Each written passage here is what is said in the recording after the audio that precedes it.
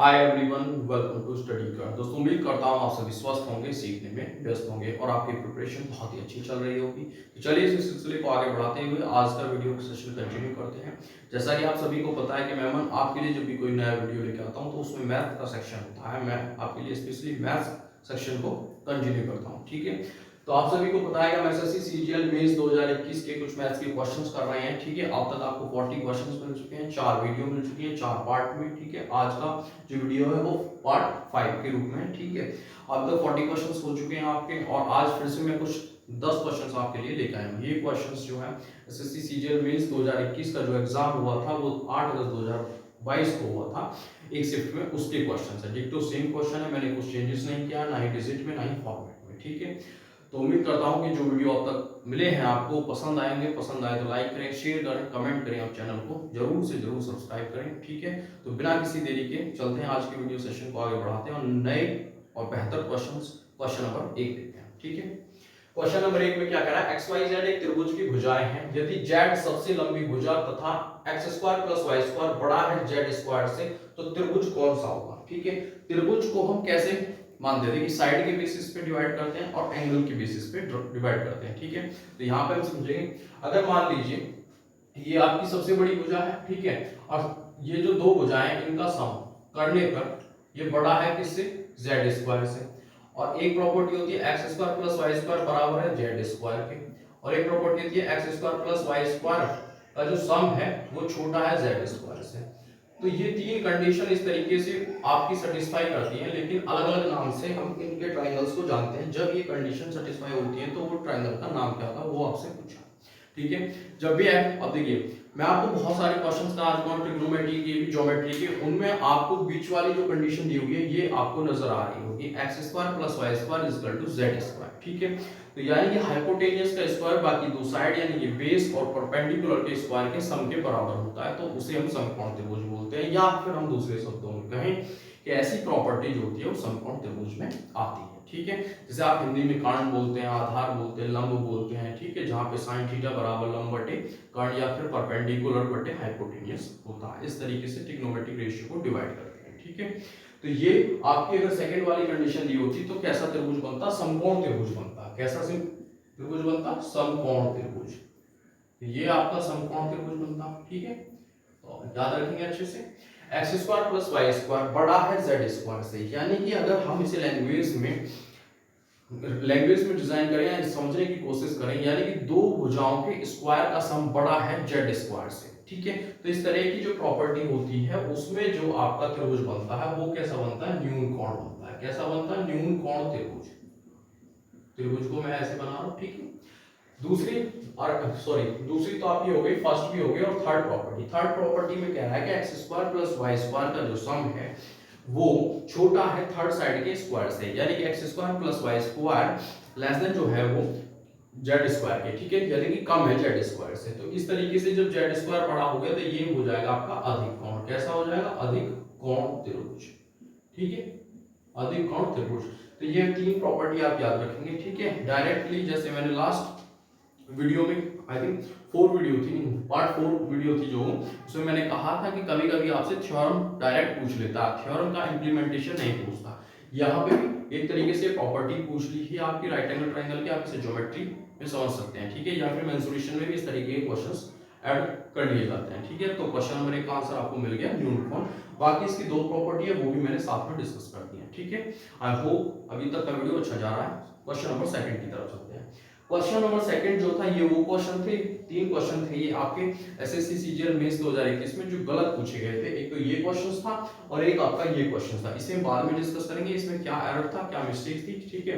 अभी बात करते हैं यहाँ की। ये लिखा हुआ है दो वृत्त जिनमें से प्रत्येक की त्रिज्या एक दूसरे को इस प्रकार प्रतिच्छेदित करती है कि प्रत्येक वृत्त एक दूसरे के केंद्र से होकर गुजर रहा है। तो दोनों वृत्तों की अभिनिष्ट जीवा की लंबाई क्या होगी। देखिए यहाँ पे इस क्वेश्चन में आप ऐड कर लीजिए, इसमें दे रखा था कि दोनों वृत्तों की जो में से प्रत्येक की त्रिज्या कितनी है, 18 सेंटीमीटर, जबकि वो गलत था।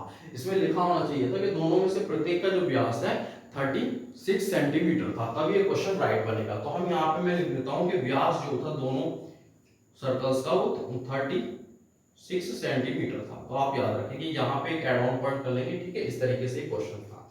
अब बात करते हैं कि ऐसे ट्रायंगल कैसे बनेंगे जिनका जो जिनकी जो त्रिज्या है वो एक दूसरे को प्रतिच्छेदित करती हैं और वो एक दूसरे के केंद्र से होकर गुजरते हैं, यानी कि जो सर्कमफ्रेंस होती है वो केंद्र से होकर गुजर रही है एक दूसरे के, ठीक है। तो जैसे मैंने कंसेंट्रिक सर्कल्स आपको बताए थे कि एक के भीतर एक बना होता है, फिर रिंग बनती है उस तरीके से, ठीक है। तो सर्कल तीन टाइप से बनते हैं, या तो एक के भीतर एक बन रहा है, ठीक है, या अंदर से टच कर रहा है, या बाहर से टच कर रहा है, या ऐसे काट रहा है, ठीक है। तो यहाँ पे जो सर्कल का पैटर्न होगा वो आपका इस तरीके से होगा, ये सेंटर है और ये सेंटर है, इस तरीके से। आपसे ये जीवा पूछे, ओवेन्स जीवा। अगर मैं डायरेक्ट बात करूं इस तरीके से, ये जो जीवा है, कॉर्ड है, अगर हम इसे डायरेक्ट निकालें तो r√3 होता है। r कितनी होगी दोनों की? अब देखिए यहां से ये सेंटर है तो यहां तक ये कितनी होगी आपकी? ये 18 होगी, ठीक है। क्या होगी? ये 18। और इस तरीके से ये और इस तरीके से ये, तो ये कितना हो जाएगा आपका? 18 हो जाएगा, क्योंकि ये भी रेडियस है और ये भी। ये 18 तो ये 9 हो जाएगी, क्योंकि बीच में से काट रहा है, और ये राइट एंगल बनेगा। अब यहाँ पे अगर मैं r की वैल्यू डायरेक्ट रख दूं तो 18√3 इसका आंसर आ जाएगा। अगर आपको पता है डायरेक्ट फॉर्मूला, जब भी दो जो सर्कल होते हैं वो एक दूसरे को प्रतिच्छेदित करते हैं या इंटरसेक्ट करते हैं, इस तरीके से करते हैं कि दोनों के केंद्र से होकर उनकी सर्कमफ्रेंस गुजर रही है, ठीक है, जैसा कि इसमें कहा है। तो उसकी जो कॉर्ड होती है वो उभयनिष्ठ यानी कि कॉमन कॉर्ड जो होती है उसकी r√3 होती है। तो डायरेक्ट आंसर आपको पता चल जाएगा r√3, ठीक है। तो क्योंकि व्यास कितना था 36 सेंटीमीटर था, तो त्रिज्या कितनी आएगी आपकी? 18 आएगी। तो r√3 इनके 18√3 आ जाएगा। लेकिन अगर आपको ये फॉर्मूला नहीं पता तब आप कैसे करेंगे? तो ये डायग्राम बन गया, तो यहां से ये एक राइट एंगल ट्रायंगल बन गया, तो यहां से एक राइट एंगल ट्रायंगल इस तरीके से बन गया, और 90 के सामने होता है 2 रूट, और यहाँ पे कितना होगा? ये 9, ये 18, यानी कि 90 के सामने कितना है? 2 यूनिट। 2 9 18, 1 यूनिट की वैल्यू ये हो गई, और 3 यूनिट की वैल्यू कितनी हो जाएगी? 9√3 हो जाएगी। तो ये आपका 9√3 आ गया, और यहां से ये भी 9√3, क्योंकि ये हाफ है ना, डिवाइड कर रहा, तो 9√3 मल्टीप्लाई 2 18√3। आप इस तरीके से भी इसको निकाल सकते हैं अगर आपको डायरेक्ट कॉर्ड का शॉर्टकट फॉर्मूला नहीं पता है। तो एक ट्रेडिशन मेथड आपको पता होना चाहिए। तो क्वेश्चन नंबर 2 का आंसर दो तरीके से 18√3 आ जाएगा। क्वेश्चन नंबर 3 की तरफ चलते हैं। क्वेश्चन नंबर 3 जो है बहुत ही अच्छा क्वेश्चन है। ये आपका टाइम एंड वर्क का इस पैटर्न का क्वेश्चन बार बार आपको एग्जामिनेशन में देखने के लिए मिलेगा। एसएससी का फेवरेट क्वेश्चन है टाइम एंड वर्क का। इसमें हम इसको रिवर्स प्रोसेस से करने की कोशिश करेंगे। कैसे देखेंगे? ए अकेला एक कार्य को 14 दिन में करता है, बी अकेले उसी कार्य को 28 दिन, और सी अकेले 56 दिन में करता है, ठीक है। वे एक साथ मिलकर कार्य प्रारंभ करना करते हैं। हम यहीं तक पढ़ेंगे अभी। ए करता है 14 दिन में, बी करता है आपका कितने दिन में? 28 दिन में, सी करता है कितने दिन में? 56 दिन में। अगर मैं इनका एलसीएम ले लूं तो सबका आएगा 56 यूनिट, यानी कि टोटल यूनिट है 56। तो 14 चौका 56, यानी कि 4 एफिशिएंसी आ गई। 4 यूनिट किसकी एफिशिएंसी आ गई? अगर मान लीजिए टोटल वर्क 56 है और ए 14 दिन में कार्य करता है तो प्रत्येक दिन 4 यूनिट करेगा, तभी तो 14 चौका यानी 14 4 जा 56 हो जाएगा, ठीक है। अब दूसरा 28 दूनी 56, यानी कि बी प्रत्येक दिन 2 यूनिट काम करेगा, तो 28 दिन में 56 यूनिट काम कर लेगा। और सी 1 यूनिट करेगा, क्योंकि 56 दिन में 1 यूनिट करेगा तो टोटल 56 दिन में ही 56 यूनिट कार्य करेगा, ठीक है। तो 4 2 6 ये एबीसी की एफिशिएंसी आ गई, ठीक है। मैंने आपको पहले भी बताया था लास्ट वीडियो में कि जब भी टाइम एंड वर्क का क्वेश्चन आता है तो आप उसमें कोशिश करें कि कैसे भी कहीं से बाय हुक और बाय क्रूक आप एफिशिएंसी निकालने की कोशिश करें। जैसी एफिशिएंसी आपके हाथ में आ जाती है, क्वेश्चन आधा से ज्यादा सॉल्व हो जाता है वहीं पे, ठीक है। तो चलिए एफिशिएंसी आ चुकी है, तथा इस प्रकार कार्य पूरा करते हैं कि बी अंतिम 2 दिन कार्य नहीं करता। देखिए अगर 2 दिन कार्य नहीं करता तो हमें 56 यूनिट माना था। अगर हम बी को 2 दिन और कार्य कराएं तो 2 और 2 दूनी 4, तो 4 यूनिट और काम करेगा। आगे ए अंतिम 3 दिन कार्य नहीं करता। अगर 3 दिन और कार्य करता तो एक दिन में कितना यूनिट करता है? 4, तो 3 में कितना करता? 4 क्या 12, यानी कि 16 यूनिट और कार्य होता। 16 इसमें जोड़ देंगे तो ये कितना हो जाएगा? 72। अब टोटल कितना है? 72 यूनिट है, ठीक है।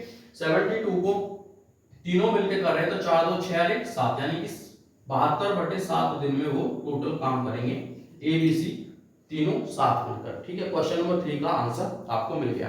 तो इससे हम ये समझते हैं ये इस तरीके का पैटर्न है, पैटर्न वाला क्वेश्चन है कि जिसमें आपसे ये कहते हैं कि बी ने लास्ट के 2 दिन काम नहीं करा तो हम उससे वो 2 दिन काम करा लेंगे। सी ने इतने दिन काम नहीं करा तो हम वो काम करा लेंगे। बी ने इतने दिन काम नहीं करा लास्ट के तो हम वो काम उससे करा लेंगे, ठीक है। और जो भी यूनिट आएंगी जो हमने एलसीएम लिया था उसमें जोड़ देंगे। फिर ये कंफर्म हो जाएगा कि अब तीनों बराबर दिन काम कर रहे हैं, तो तीनों की एफिशिएंसी को जोड़कर टोटल वर्क से डिवाइड कर देंगे, ठीक है। टोटल वर्क को डिवाइड कर देंगे, इससे नहीं टोटल वर्क को डिवाइड कर देंगे, ठीक है। तो क्वेश्चन नंबर 4 की तरफ चलते हैं। किसी वस्तु को, ये प्रॉफिट लॉस का क्वेश्चन है। प्रॉफिट लॉस के क्वेश्चंस आपको मेंस में 3 से 4 क्वेश्चन देखने के लिए मिलते हैं, कभी कभी 5 भी क्वेश्चंस आ जाते हैं, लेकिन प्री में 1-2 क्वेश्चन मिलते हैं जरूर देखने के लिए। तो प्रॉफिट लॉस अच्छा चैप्टर है। किसी वस्तु को 12% तथा 18% की 2 क्रमिक छूटों के पश्चात 54,120 रुपए में बेचा जाता है तो उस वस्तु का अंकित मूल्य क्या होगा। देखिए छूट देने के बाद, यानी कि मैं आपसे ये कहता हूं, मैंने पहले भी डिस्कस करा है कि जो आपका सेलिंग प्राइस होता है, जो विक्रय मूल्य होता है, वो 2 तरीके से आता है। या तो क्रय मूल्य पर प्रॉफिट लॉस हो गया आता है, या फिर अंकित मूल्य जो जिसे हम 100% उसे भी मानते हैं, उसमें छूट देने के बाद आता है, ठीक है। तो ये वो वाला सेलिंग प्राइस है जो अंकित मूल्य पर छूट देने के बाद आया, ठीक है। तो अगर मैं ये मानूं, देखिए यहाँ पे x मल्टीप्लाई ये 12% की छूट दी तो कितना हुआ 88 हुआ, तो बटे 100, और ये 82 बटे 100, इस तरीके से 54,120 आया। अब ये लिखने का तरीका है, लेकिन मैं इसे डायरेक्ट भी कर सकता हूँ। ऐसे मैंने आपको बता दिया कि किस तरीके से लिखेंगे। अगर मैं इसे सॉल्व करूं तो कैसे करेंगे, देखिए डायरेक्ट लिखूंगा 54,120 अपॉन में कितना लिखूंगा 88 और गुणा इस तरीके से, और ऐसे यहाँ पे कितना लिखूंगा आपका ये 82 और गुणा 100। अब हम 2 से काटेंगे तो ये आएगा आपका 27 और 0 6, और ये 2 से काटेंगे 2 चौक 8 2 एकम 2, और फिर 11 से काटते हैं तो 11 दूनी 22 5 बचेगा, तो 11 चौक 44 और 11 छिक्का 66, और ये 11 अट्ठे 88। 41 से अगर मैं इसे काटूं तो ये 6 बार कट जाएगा, ठीक है। अब यहाँ पे आपका देखिए 4 से काटेंगे तो ये 15 आएगा, और ये 4 दूनी 8 आएगा। 2 से काटूंगा तो ये 50। अब यहाँ पे 15 गुना 50 और गुणा 100, यानी कि 15 5 75 और 3 जीरो हैं, तो 75,000 उसका अंकित मूल्य था, जिस पर 12% और 18% की 2 क्रमिक छूट देने के बाद विक्रय मूल्य 54,120 रुपए में बेचा जाता है। तो वो आपसे छूट देने के बाद जो प्राइस दिया हुआ 54,120 उसे हम काउंट करेंगे क्या सेलिंग प्राइस के रूप में, और आपसे अंकित मूल्य पूछा हुआ है, ठीक है। तो क्वेश्चन नंबर 4 ये था आपका, जिसका आंसर आपको 75,000 रुपए मिल गया, ठीक है। अब आगे चलते हैं क्वेश्चन नंबर 5 की तरफ। एक कक्षा के 7 छात्रों की औसत आयु कितनी है आपकी 28 है, कितनी है 28। तो योग कितना होगा 7 गुना 8 हो जाएगा, तो 7 अट्ठे 56 7 दूनी 14 और 5 19, यानी कि 196 हो जाएगा। प्रथम 3 छात्रों की औसत आयु कितनी है आपकी 30 है, तो 3 का योग कितना हो जाएगा 30 दिया 90 हो जाएगा। आगे चौथा छात्र और 5वां और छठा इस तरीके से ये बच गए हैं, ठीक है, लेकिन इनका कुछ ना कुछ रिलेशन दिया हुआ है। देखिए लैंग्वेज वाला क्वेश्चन है एवरेज का, इसे हम बेसिक से करने की कोशिश करेंगे, ठीक है। आप ये ना सोचिए कि लैंग्वेज वाले क्वेश्चंस कोई ट्रिक होती है, कोई शॉर्ट फॉर्म बता दें, क्योंकि लैंग्वेज में किसी भी तरीके से क्वेश्चन आपको बार बार फेर करके पूछ सकता है, लेकिन अगर आप वहां आप शॉर्ट ट्रिक अप्लाई करेंगे तो वो 1 से 2 क्वेश्चन में हो सकती है, बाकी क्वेश्चन में नहीं हो सकती, ठीक है। तो यहाँ पे हम देखेंगे तो चौथे छात्र की आयु 5वें छात्र की आयु से 4 कम है। अगर 5वें की x मानूं तो ये x माइनस 4 है। आगे कह रहा अंतिम 2 छात्र की आयु समान है, यानी कि 6 और 7 के समान है, ठीक है। तथा प्रथम 3 छात्र की औसत आयु से 5 अधिक है। प्रथम 3 छात्र की औसत आयु कितनी थी 30, तो इनकी कितनी हो जाएगी 35 और 35, तो ये 35 दूनी 70 हो जाएगा, तो 70 ये और ये 90 है, यानी कि 2 ये और 3 ये 5 की हमें पता चल गई, तो कितना 160 हो गया। तो 160 को जब हम 196 में से घटाएंगे तो कितना आएगा आपका 36 आएगा, और ये जो 36 सम है ये चौथे और 5वें का, तो इनका कितना है देखिए 2x और -4 और बराबर 36, तो 2x बराबर कितना हो जाएगा 40, तो x बराबर कितना हो जाएगा आपका 20 आ जाएगा। तो अब आपसे ये पूछा है कि चौथे और 5वें की औसत आयु बतानी है, तो देखिए सीधा सीधा x की वैल्यू 20 है, तो 5वें की तो 20 आ गई, और इसका कितना 16, तो 16 और 20 कितना 36, और 2 से भाग करेंगे तो 18 वर्ष, यानी कि 5वें और चौथे छात्र की औसत आयु कितनी थी 18 वर्ष थी। तो इस एवरेज के क्वेश्चन को हम ट्रेडिशनल मेथड से ही करने की कोशिश करेंगे, अदरवाइज ये क्वेश्चन फंस सकता है, क्योंकि एग्जामिनर बार बार इस तरह के क्वेश्चन को फ्रेम करके आपसे पूछेगा डिफरेंट लैंग्वेज में, ठीक है। तो क्वेश्चन नंबर 6 की तरफ चलते हैं। यही वो क्वेश्चन है जो आपसे गलत पूछा गया था। देखिए अब आप गौर से देखिए, ये 4 है, ये 8 है, ये 16 है, ये 5 है, और ये कितना है 81, यानी कि ये 3 का मल्टीपल होगा, ये 5 का, ये ये 2 का, ये 2 का, ये 2 का। आपको इनमें कहीं भी, और ये बाकी आपका 9 का है, ये 4 का है, ये 2 का है, 4 का मान सकते हैं, 4 4 16 है, 2 की पावर 4 तो भी 16 है। इनमें कहीं भी आपको 7 बनता हुआ दिखाई दे रहा, 7 बनने के लिए आपके पास 49 होना चाहिए, 343 होना चाहिए, क्योंकि या तो क्यूब हो रही होगी 7 की या फिर स्क्वायर हो रहा होगा, अदरवाइज 7 आपका नहीं आ सकता। तो ऑप्शन में आपको 7 दिया हुआ था, ठीक है, सभी ऑप्शन में, तो वो गलत था इसका, ठीक है। अब देखिए सही आंसर क्या होगा, ए और बी का मल्टीप्लाई निकालना आपको।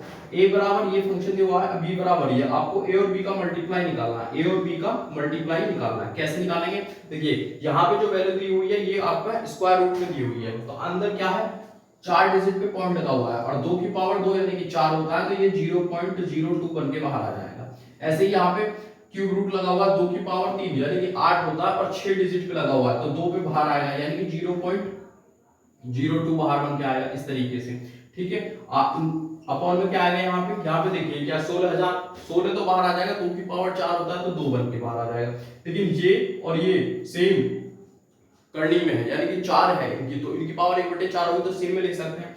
यहां से क्या बन के आएगा 3 बाहर आएगा, और 3 ये 0 और ये 1, तो कितनी 0 हो जाएंगी 100 बन के आ जाएंगी। 4 है ना, 4 है, सॉरी 4 4 0 है तो 10 आएगा, क्योंकि 10 की पावर 4 बनेगा तो 1/4 होगा, तो कट जाएंगे ना, ऐसे 10 आएगा, ठीक है। आगे चलते हैं, बी जो है, बी में क्या 729, 729 आपका किसका क्यूब होता है, 9 का क्यूब होता है, तो 0.9 बन के बाहर आएगा, 0.9, ठीक है।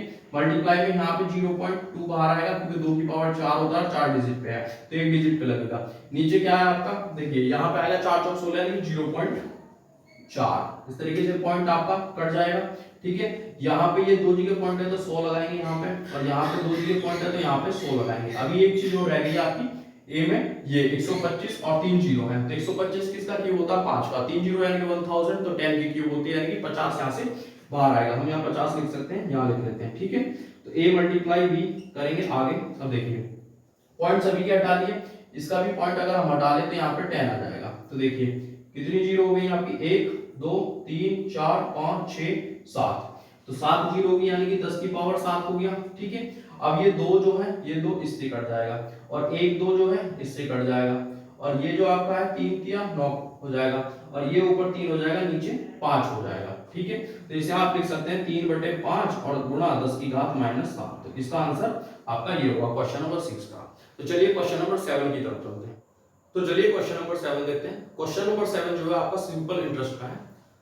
क्वेश्चन क्या कह रहा है, एक जो रुपए है 12,000 रुपए की राशि है, 15% वार्षिक दर से 3 वर्षों के लिए साधारण ब्याज क्या होगा। तो देखिए मैंने लास्ट वीडियो में एक आपका सिंपल इंटरेस्ट कंपाउंड इंटरेस्ट का क्वेश्चन कराया था, मैंने उसमें आपको बताया था कि जो कंपाउंड इंटरेस्ट होता है उसमें जो इंटरेस्ट होता है वो मल्टीप्लाई में चलता है इस तरीके से, ठीक है, स्केलिंग फैक्टर उसका बढ़ता ही जाता है। लेकिन साधारण ब्याज में क्या होता है, जो परसेंटेज होता है वो हर साल के लिए सेम रहता है, यानी कि 15% 15% 15% इस तरीके से।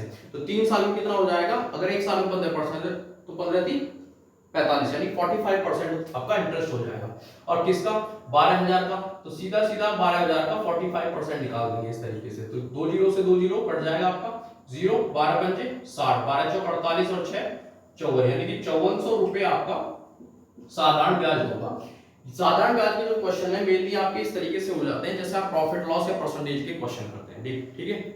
क्योंकि दिखा होगा आपको 12,000 का 15% वार्षिक दर से 3 वर्षों के लिए साधारण ब्याज क्या होगा। हर एक साल जब 15% है तो 3 साल में कितना होगा, 15 3 जा 45%, तो 45% आप निकालेंगे 12,000 का, ठीक है। तो क्या आएगा 5400 सिंपल इंटरेस्ट आ जाएगा, ठीक है। तो ये क्वेश्चन नंबर 7 का आंसर आपको मिल गया 5,400 रुपए। अब चलते हैं क्वेश्चन नंबर 8 की तरफ। बहुत ही अच्छा क्वेश्चन है, और ये क्वेश्चन जो है आपका टाइम एंड डिस्टेंस है। टाइम एंड डिस्टेंस के अच्छे खासे कॉन्सेप्ट होते हैं, अच्छे खासे एग्जाम में क्वेश्चन पूछे जाते हैं, ठीक है। और इस क्वेश्चन में हम एक कॉन्सेप्ट सीखेंगे, कैसा कॉन्सेप्ट है चलिए देखते हैं। देखिए एक रेलगाड़ी की लंबाई 330 मीटर है तथा 72 किलोमीटर प्रति घंटे की चाल से चल रही है, और 710 मीटर लंबे किसी प्लेटफॉर्म को पार करने में यह कितना समय लेगी, ठीक है। हाँ कितना समय लेगी, तो देखिए अब मान लीजिए कोई रेलगाड़ी है, ये प्लेटफॉर्म है इस तरीके से, और ये रेलगाड़ी गुजर रही है। तो जब भी कोई रेलगाड़ी किसी प्लेटफॉर्म को पार करती है या किसी दूसरी किसी दूसरी गाड़ी को पार करती है, तो वो जो दूरी चलती है वो टोटल अपनी दूरी और प्लस प्लेटफॉर्म की दूरी चलती है, ठीक है। तो हम इसमें टोटल दूरी कितनी हो जाएगी आपकी 710 में ऐड करेंगे कितना 330, तो ये हो जाएगा आपका 1040। ठीक है, अब ये जो 1040 है 72 किलोमीटर प्रति घंटे की रफ्तार से जब चलेगी तो समय कितना लगेगा, यानी कि समय बराबर दूरी बटे 40 और बटे 4। अब देखिए यहाँ पे जो आंसर होगा वो आपका सेकंड में होगा, क्योंकि दूरी कितने में दी हुई है, मीटर में दी हुई है। ठीक है, तो 72 किलोमीटर प्रति घंटा को मीटर पर सेकंड में लाने के लिए हम 5/18 से गुणा करेंगे, किससे 5/18 से, तो ये कितना हो जाएगा 18 चौक 72 हो जाएगा। अब 5 से ही काटेंगे तो कितना आएगा, 5 दूनी 10 और 5 8 40, 4 से काटेंगे तो कितना आएगा 4 पंजे 20 और 4 दूनी 8 आएगा, यानी कि 52 सेकंड में वो पार करेगी। किसको पार करेगी, प्लेटफॉर्म, यानी कि प्लेटफॉर्म 710 मीटर लंबे किसी प्लेटफॉर्म को, और 330 मीटर जो दूरी अपनी चलेगी। ठीक है, उसकी खुद की भी तो दूरी होगी ट्रेन की, तो वो दोनों ऐड होके 1040 को डिवाइड करेंगे 72 से, और 72 किलोमीटर पर आवर को 5/18 से मल्टीप्लाई करने में मीटर पर सेकंड बना लेंगे, क्योंकि ऊपर भी मीटर है 1040। ठीक है, तो दोस्तों ये समझ में आ गया होगा आपको, और इसका आंसर है 52 सेकंड। ठीक है, तो क्वेश्चन नंबर 8 का आंसर आपको मिल चुका है। क्वेश्चन नंबर 9 की तरफ चलते हैं। बहुत ही अच्छा क्वेश्चन है, और इसमें जो आंसर आपसे पूछा है वो थोड़ा अब ये कह सकते हैं कि इलॉजिकल पूछा। आप ये सोचेंगे कि कहां से ट्रायंगल बनेगा, ट्रायंगल एबीसी। देखिए एबीसीडी एक समषष्टभुज है, समषष्टभुज है यानी कि हेक्सागन, हेक्सागन किस तरीके से, ऐसे, तो ये और ये इस तरीके से, तो यहां पे अगर इसका सेंटर मान लेते इस तरीके से मैं इनको मिलाऊंगा तो 6 इक्विलेटरल ट्रायंगल मिलके एक हेक्सागन बनाते हैं। तो यहाँ ए बी सी डी और ई और एफ, इसकी हर एक की साइड कितनी है 36। तो जब हर एक इसमें 6 कितने हैं, 6 इक्विलेटरल ट्रायंगल है, तो ये 36, तो ये भी 36, ये भी 36, ये भी 36, ये भी 36, इस तरीके से सारी भुजाएं इसकी जो अंदर की तरफ बन रही है जो बाहर की तरफ बन रही है सारी 36 हो जाएंगी। ठीक है, तो अगर हम इनमें से एक ट्रायंगल का निकालने लगे तो कितना होगा √3/36 और 36 और 36, लेकिन आपसे पूछा है ये एक ट्रायंगल का हुआ। ठीक है, यानी कि एक इक्विलेटरल ट्रायंगल का, लेकिन आपसे पूछा ट्रायंगल एबीसी, तो ए बी सी, तो इस तरीके से अगर मैं इसको ऐसे कर दूं तो ये, तो देखिए यहाँ पे दो ट्रायंगल मिलके, यानी कि ये इसको मैं ओ मान लेता हूं, ओ ए बी और ओ सी बी मिलके उनका हाफ पूछ रहा, उनका डायगोनली उसको काट दिया, यानी कि दो इक्विलेटरल ट्रायंगल मिलके जो एक क्वाड्रिलेटरल बना रहे, चतुर्भुज बना रहे, उसका हाफ पूछ रहा। तो देखिए ये एक इक्विलेटरल ट्रायंगल का है, तो इसमें 2 की मल्टीप्लाई कर देंगे तो ये यहां से यहां ये ट्रायंगल और ये ट्रायंगल मिलके 2 इक्विलेटरल ट्रायंगल का आ जाएगा। लेकिन इनका भी क्या पूछ रहा है, हाफ पूछ रहा है। क्या पूछ रहा है, हाफ। तो देखिए 2 से ये 2 कट जाएगा और 4 9 36 कट जाएगा, 9 छिक्का 54, 9 के 27 और 5 कितना होगा 32, यानी कि 324 रूट सेंटीमीटर स्क्वायर इसका आंसर आ जाएगा ट्रायंगल एबीसी का, जो कि हेक्सागन यानी कि समषष्टभुज एबीसीडीईएफ के थ्रू निकल के आया। ठीक है, उसमें अंडर कंस्ट्रक्शन करके ट्रायंगल एबीसी बनाया गया है। ठीक है, तो इस वीडियो का लास्ट क्वेश्चन देखते हैं। लास्ट क्वेश्चन जो है आपका मेंसुरेशन से है और 3D से है। ठीक है, कौन इसमें सॉरी हाँ 3D से है 2D से है, तो इसमें कौन से पूछा गया है, कौन बेसिकली। ठीक है, 3D और 2D में क्या डिफरेंस होता है पहले ये जान लेते हैं। सॉरी हाँ 3D और 2D में क्या डिफरेंस होता है।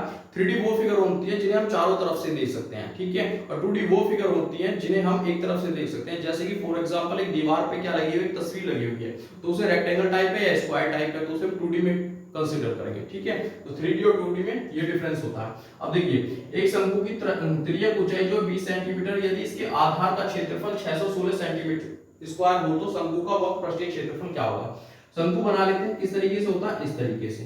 ठीक है, और यहाँ पे ये हाइट होती है और ये हाफ या इधर की तरफ, तो शंकु में 2 राइट एंगल ट्रायंगल बनते हैं अगर उसको हाइट के अकॉर्डिंग डिवाइड कर दिया जाए। ठीक है, और ये L होती है, ये H होती है, ये R होती है, तो ये तो 20 दे रखी है, H निकालने की जरूरत नहीं है, हमें R मिल जाएगा, क्योंकि वक्र पृष्ठ क्षेत्रफल जो होता है वो आपका पाई R L होता है। ठीक है, देखिए इसके आधार का क्षेत्रफल, तो आधार क्या है, सर्कल है, सर्कल का क्षेत्रफल क्या होता है पाई R स्क्वायर, तो पाई R स्क्वायर बराबर होगा किसके 616 के, तो 22/7 और गुणा R स्क्वायर बराबर 616, तो 22 गुनी 44 आ जाएगा यहाँ पे, और कितना बचेगा 17 और 176 हो जाएगा, तो 22 8 176, तो ये R स्क्वायर है, तो R स्क्वायर बराबर 7 गुना 4 और गुना 7 लिखेंगे, तो यहाँ से आएगा R बराबर 14। ठीक है, क्योंकि ये 2 आएगा और ये 7 बार आएगा, तो अब आपको R मिल गया, तो वक्र पृष्ठ कितना हो जाएगा 22/7 और गुना 7 और L कितना हो जाएगा ये आपका